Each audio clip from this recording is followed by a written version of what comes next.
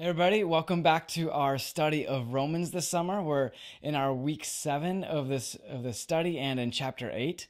And in this chapter, as we get into it, it's interesting because Paul really has a task in front of him. He's got a task because his audience is trying to understand where he's coming from, and he's explaining something to a group of people that think of things in a very different way. So they've had this way of thinking for pretty much their whole lives, and he's trying to explain it to them. So imagine it like this.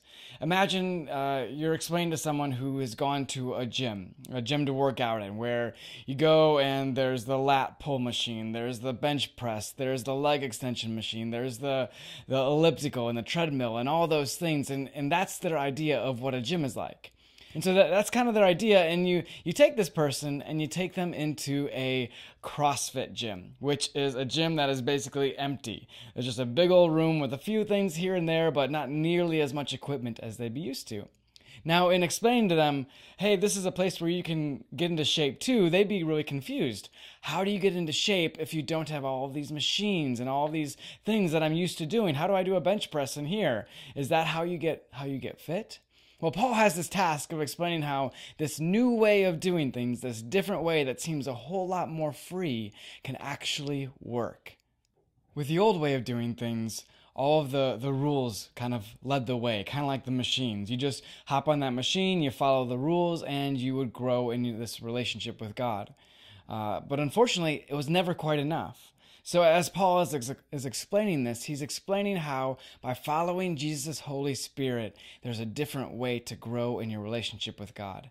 He says this: those who are dominated by the sinful nature think about sinful things, but those who are controlled by the Holy Spirit think about things that please the Spirit.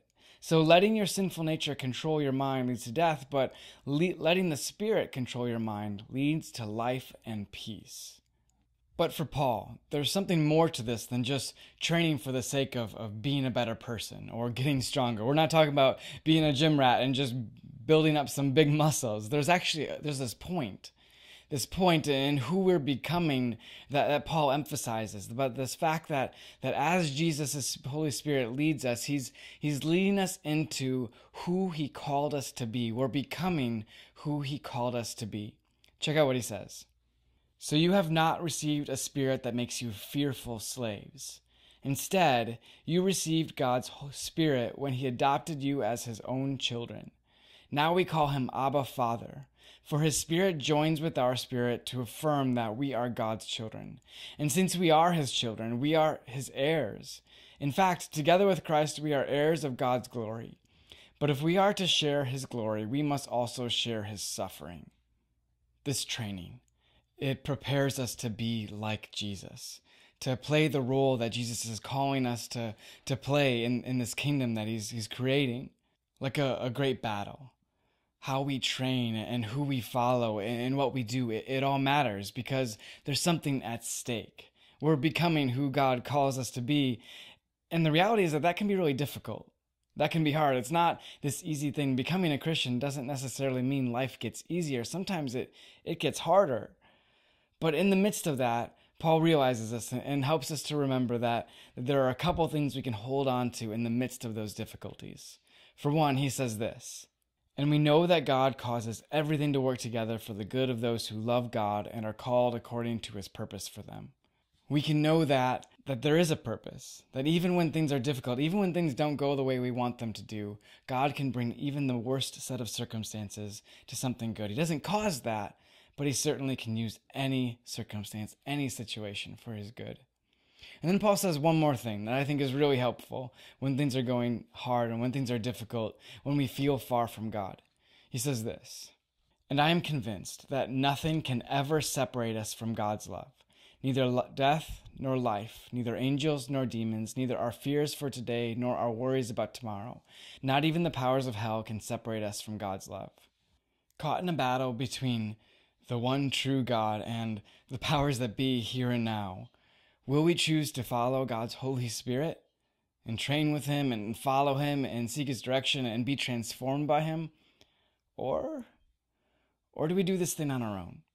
Now, Romans chapter 8 is filled with so much. We've barely scratched the surface. So now it's your turn. Go ahead and grab the grab the Bible, open up to chapter 8, and read your way through it. And as you do, as you finish up, ask yourself these questions. What jumped out at you as you read this chapter? How does what you read challenge you to transform the way you think? In what ways does this transformed way of thinking translate into living differently?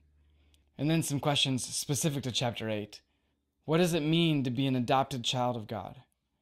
Have you ever not known what to pray? What encouragement does Paul give you when you can't find the words? And finally, when you feel far from God, what is it about God's love that we should never forget? Thanks for checking out our video study of Romans. We're going to post one of these every single week on Monday. And as we do, we hope this is a chance for you to be transformed by God as you study what he says in the book of Romans and not just conform to whatever's around you. Hope you have a great week.